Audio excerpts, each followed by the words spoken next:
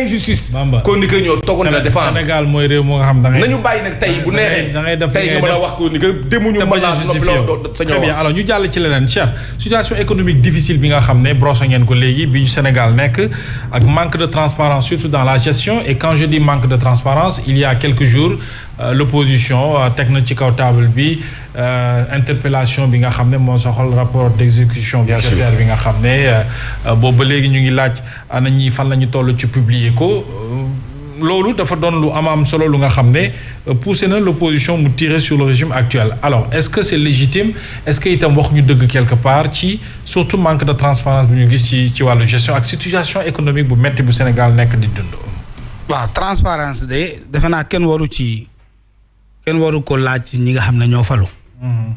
parce que man dama jàppoon ne ñoom ils sont les champions de la transparence. loolu la ñu campagne aussi. waaw man dama jàppoon ne fii ci réew mi yenn yi sax dañ koy weesu dañ koy évacuer quoi dem ci leneen ay publier rapport ay foo leen toll ci dépense état ak yooyu noonu parce que ñoom loolu lañ daan tuumal nguur gi fi nekk au moins le régime sortant il faisait l'effort de publier tous les 3 mois les rapports en tout cas d'exécution budgétaire parce que cela il va même de la crédibilité de leur état et puis de leur gestion politique des affaires de la cité l'opposition d'ailleurs sax man je pense que ni ñu war a taxawee sax des na ba tey donc gis nañu président Bougane Gueye Dany interpellé leen je pense que ci mel noonu avec Bougane Gueye Thierno Alassane Sall Pape Malick Ndour voilà les jeunes du NFA aussi NFA ils sont dans ça ñoom Djibi Ndiaye chaque fois que ñu am occasion il le rappelle cela parce que gis nga Djibi boo amee parcours bi Pastef am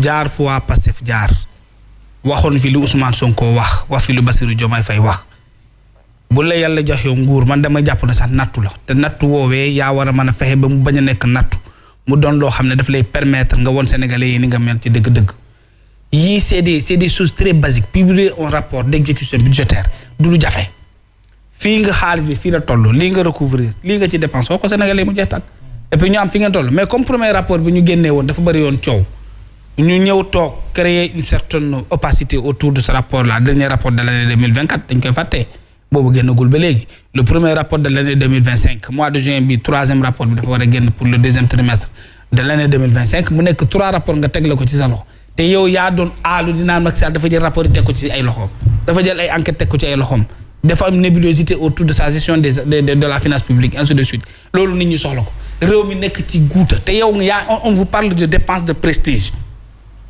on nous parle de dépenses on ne nous parle plus de financement maintenant c'est des dépenses de fonctionnement jënd clim defaraat ay bureau bu bees yaa ngi dégg oto yi bees président premier ministre buy tukki ci jet privé j'ai jamais vu dans l'histoire du Sénégal le premier ministre qui utilise un jet privé pendant que les Sénégalais suffoquent partout dans ce pays-là foo dem nit ñi dunduñu les gens ne peuvent plus utiliser maintenant les 3 repas journaliers on a besoin de savoir où passe notre argent le budget qui a été voté en 2025 2e trimestre baa ngi bëgg a jeex xamuñu nag quelles sont votre capacité même de recouvrement yéen li ngeen di recouvrir ci réew mi ñu war a xam lan la nga yor dëkk boo xam ne dafa am zircon man je leur emprunte leur discours fii dara jafewu léegi ñun seen discours rek la ñu utiliser yaa toog ci réew mi jël booy bu ndaw bi nekk apprenti greffier xaw ma tàpp ma tuuram Ngagne Demba Touré. fii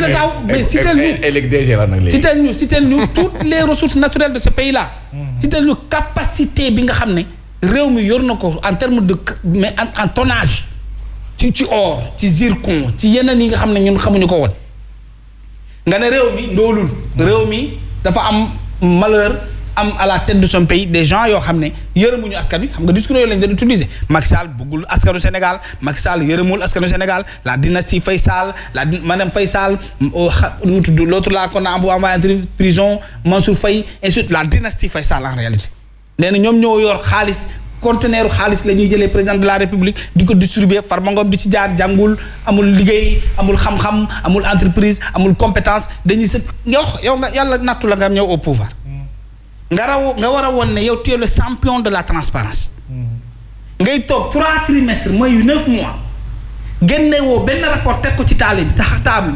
ne Sénégalais yi lii di primature ci caisse noire am lii lañ dépensé lii la ñu dépensé lu ñu dépensé fii la dugg Sénégalais yi vérifié ndax dëgg-dëgg fii nga xam ne dépensé ngeen ko tel nombre de milliards ndax xëj na fa wala xëju fa.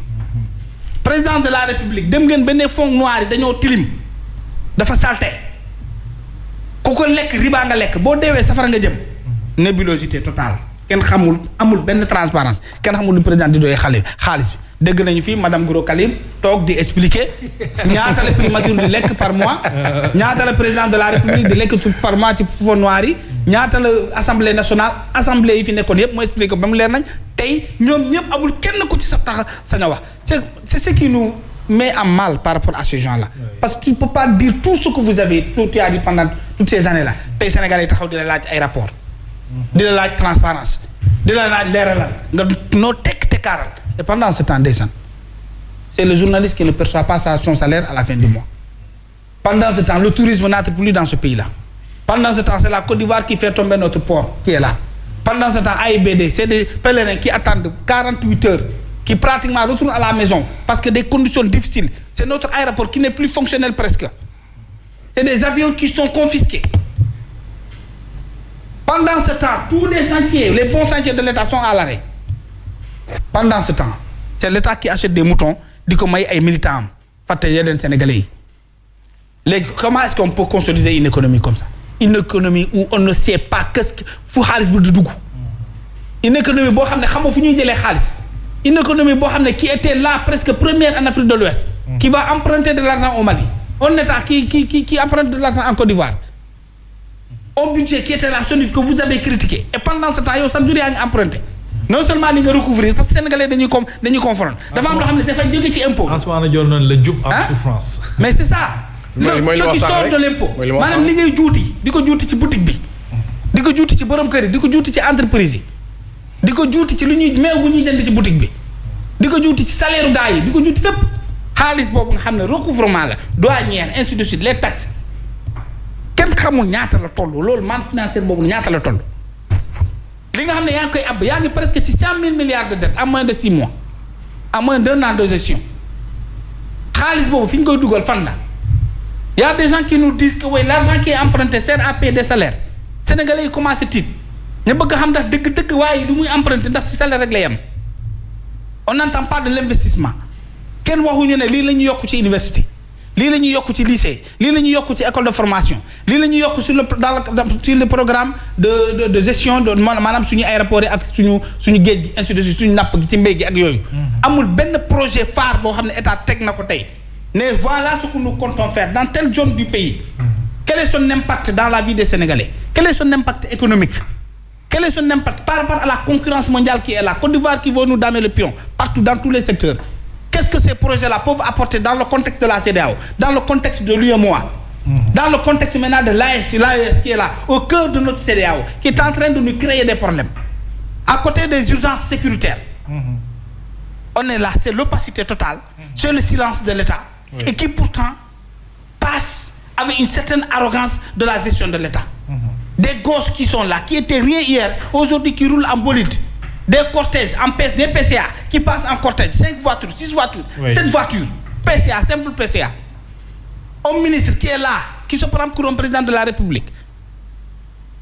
Les gens ne parlent pas. Cette opposition-là, même si une opposition, parfois il faut l'indexer. Nous devons travailler avec Gaï. Dis-nous taper de Mohamed. Il n'est pas dit forcément que nous opposons. Moi, je vais APR. Il n'est pas dit forcément que nous opposons. On a des oppositions. Mais il y a des oppositions. On a des oppositions. Il faut que les gens passent à l'acte dans ce pays-là. Aillent faire face à ce régime-là. Qui pense que il domine tout le monde. Mais on doit intensifier. Je parle de l'intensité. Opposition par l'esprit.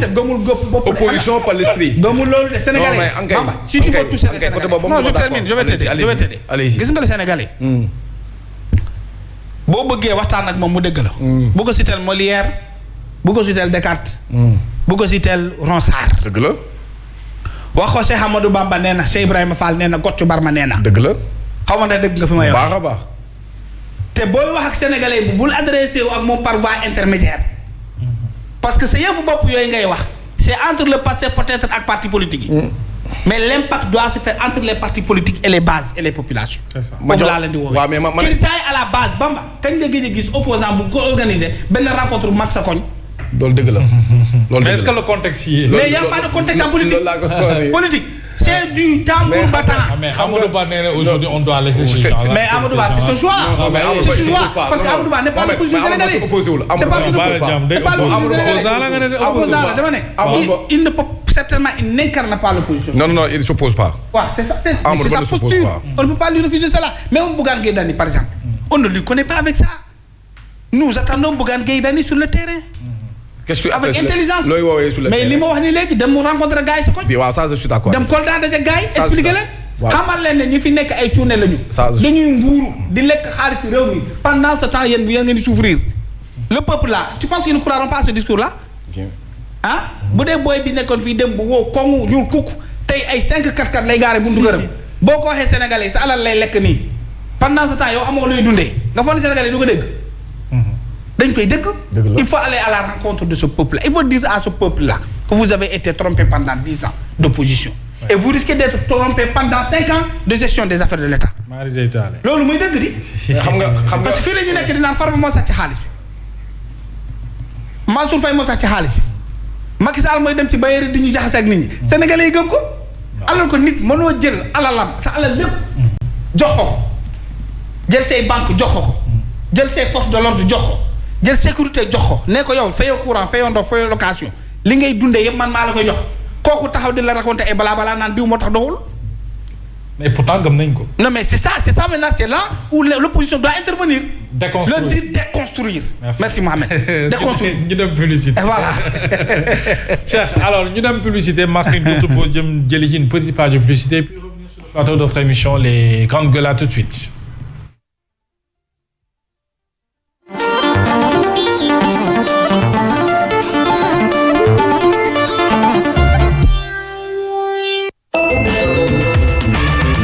Canal Plus changé leen la lu wow koŋ lu xeere